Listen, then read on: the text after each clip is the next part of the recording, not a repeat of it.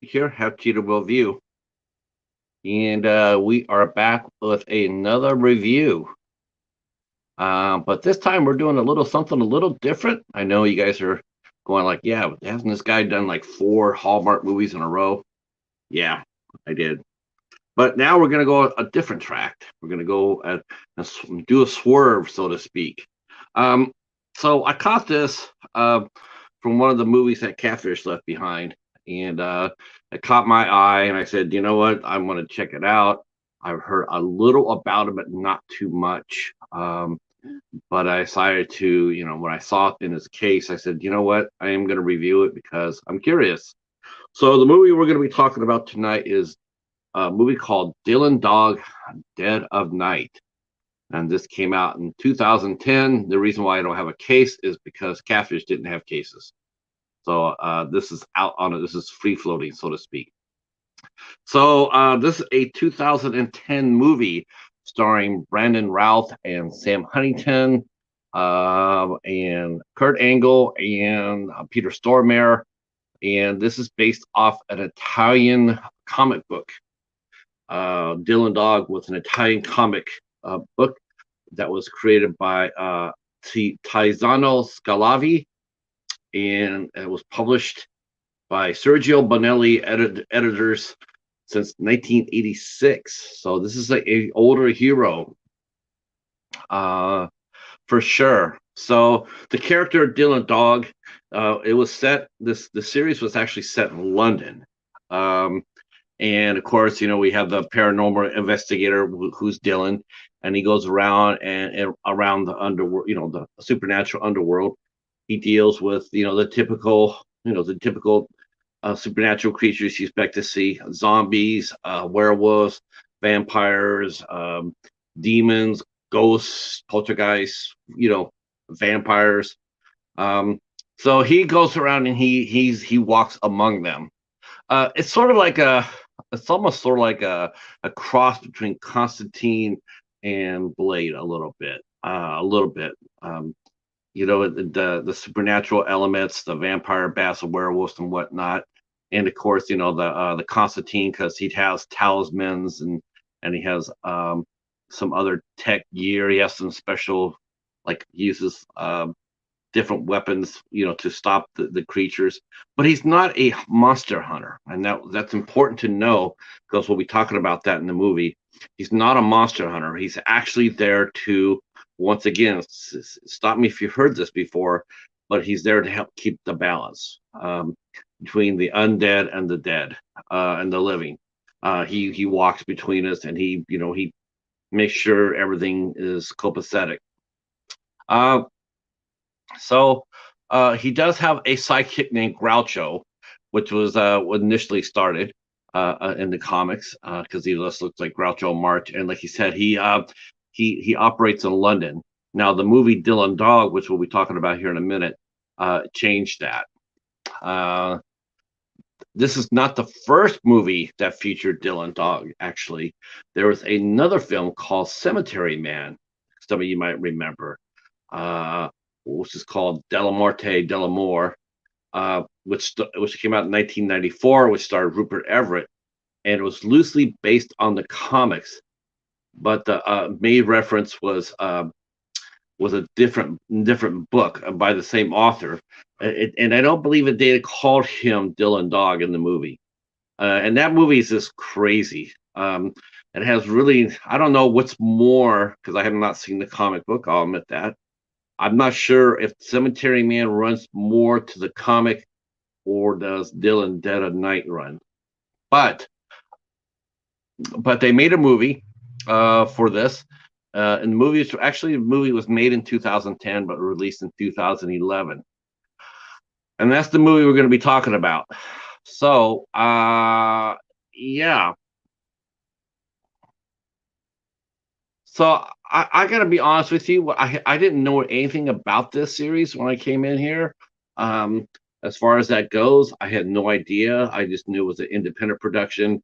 Uh, Platinum Studios got into it. It was released by Freestyle Releasing. They do a lot of independent releases as well. I know it came out just a little bit, and don't know how it did. I know the budget for this movie was $20 million, but it only made us less than $6 million back. But let's talk about the movie. So the movie itself is a lot of fun. I'll be honest with you. I really enjoyed it because I really like Brandon Routh quite a bit. Now they changed the setting of the series from London to New Orleans, which makes sense actually, and because he investigates a lot of supernaturals, and the supernatural community have their lairs and their cemeteries and their storage areas. They're all over New Orleans, and like Dylan says to his psychic Marcus, he says, "Would you come looking? Would you come down here looking for them here?" Which implies that nobody really would in their right mind. There are some changes in this movie from the book. And of course, he has a new partner, whose his name is Marcus, and so the movie opens up with a lady named Elizabeth hiring him to help find help solve the murder of her dad. Her dad was killed, and so she wants some help, and it's a supernatural element to it. And Dylan, as the movie opens up, he's not really doing any supernatural stuff anymore. He's been chased out of it ever since his wife was killed by vampires. So he stayed out of everybody's way. He's just doing normal detective work. But this Elizabeth comes over there and uh, uh and wants some help. Uh, she finds her father, and her father has been killed, and she almost dies, and so she goes ahead and she goes ahead and finds Dylan, and so Dylan and her talk. They figure out what's going on. He's not really interested into it because he's walked away from that life, and so he says that he can't really help her. Um, but then when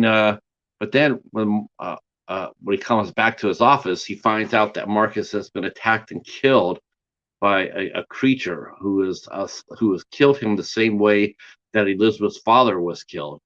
So of course now uh, that brings him into the fray. That brings him into the case. Unfortunately for Marcus, um, while he may have died, he doesn't mean he's dead. Um, so he grabs Dylan grabs an old case, a forensic case, and he decides to start investigating. And and uh, uh, he finds out that a young werewolf, about 18 or 19, is responsible for the killing her dad. Or so that's what he thinks. We also find out that the werewolf is a member of a werewolf clan called the Sinos clan, and those are old friends of Dylan actually. Uh, uh, Gabriel, the leader of the clan, and Dylan, they're actually friends. Um, but when Dylan starts pressing him about the girl, um, uh, uh, being Gabriel's daughter, that might be the killer. Of course, Gabriel takes that very personally. So Gabriel basically he says, out of our friendship, I'm going to let you try to get out of here in one piece, but and of course, then they run across Gabriel's older son, Wolfgang, uh, who is they have a terrific fight, and we see that while Dylan himself does not have any super abilities, he does. The man can take a punch. Uh, he gets beat 6 ways to Sunday, and what with by blows that would kill a mortal man. But for some reason, which we don't find out, he is somewhat protected. Uh, I mean, he can take a. We don't know. It makes you sort of think that maybe there's more to him than meets the eye, as far as his being alive or not. Because the beating that he takes in this movie, no mortal could take. He would have been dead the first fight with Wolfgang. But he rises up and he stops Wolfgang by hitting him with uh, uh, with silver knuckles, not brass knuckles, but silver knuckles, and he knocks out Wolfgang and he leaves. Um, so right now, but then but then he finds um, Gabriel's daughter, and she's dead. She's been killed the same way, and he's attacked by looks to be a vampire. So Dylan goes back to Elizabeth and finds out that they're actually looking for an article called "The Heart of Belial." Um, so everybody is looking for this magical piece, and that includes a house of the Corpus House. See if I said that right. Corpus House, who is led by Taye Diggs, who plays Vargas, and Vargas is head of the clan of the Vampire House only because Dylan, in a fit of rage, killed all the elders of the house when he thought that they had killed his wife. When Dylan killed all the ancients, that allowed Vargas to take over the house. So Vargas is somewhat indebted to Dylan, but they don't really necessarily like each other too much. By this time, Marcus has come back as a zombie. They find out that he comes back as a zombie, and yeah, um, he would have been better off dead. um, he's definitely played for comic relief here, and he does a really good job of it. And he starts to come into his own toward the end of the movie. We find out that there are certain things that zombies are really good at, like digging. So if you ever get trapped in a tunnel, have a zombie with you because they can dig forever because they don't. That's what they do. They can and they can eat while they're digging. So we find out that the heart of Belial only can be activated by the death of an undead. Once that happens, then Belial will rise, and whoever controls that will control the monster. And so we think it's Vargas, but it's going to be somebody else. And they have a massive fight at the end of the movie to try to stop Belial.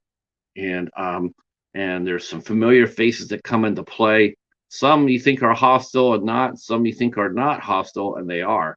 So this actually made for a pretty good mystery. Um, I liked it. I do. I like this a lot. Um, like I said, it's a really interesting origin story. Um, I thought it did really well. We see the how Dylan interacts with the community, um, and people that you think, like I said, you think that are his enemies are not, and the ones who you think are not our friends are not so friendly, and they have ulterior motives. And when Dylan finds out who put him in his current position, yeah, not a good thing. Um, so I have to tell you the first thing that really leaped to my mind when I'm watching this film. I really like the look of the film for one thing. It was really, um, I think it was filmed fine. I don't think the film was edited very well. There was a lot of, and some of the editing choices I would have done differently. Also, too, I think what was really lacking too was the explanation of Dylan and how he got there. We need to know who Dylan Dog is.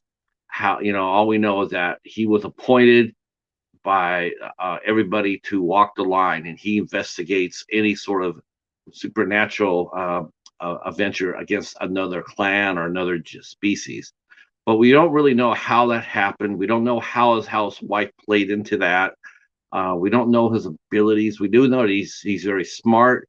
We do know he uses a lot of tools that we see generally in movies like this, like silver bullets and wooden bullets and blades and stuff like that.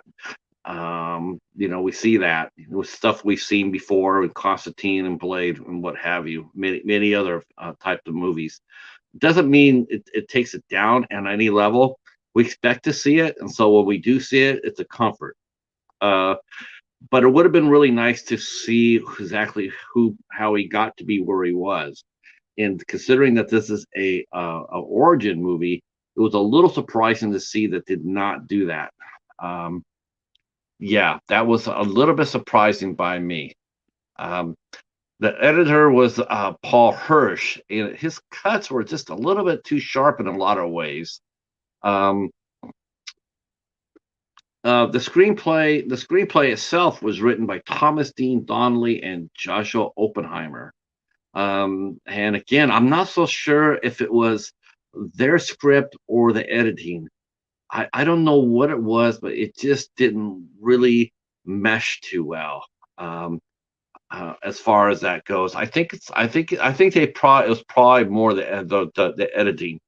I'm sure that the two writers definitely wrote who Dylan Dog was, because you know, to just put him down in the middle of nowhere and asking people to like, okay, root for this guy. Well, we know nothing about him. We do know he's very loyal. Him and Marcus are good friends. Um, and he, and the chemistry between Brandon Routh and Sam Huntington was really, really good, real fun.